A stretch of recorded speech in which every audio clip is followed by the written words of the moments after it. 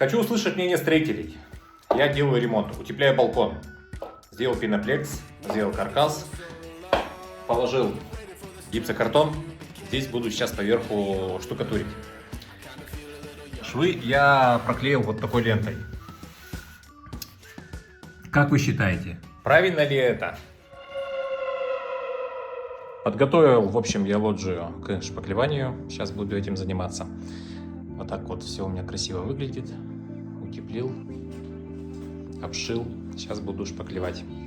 Потом после шпаклевки будет наноситься декоративная штукатурка.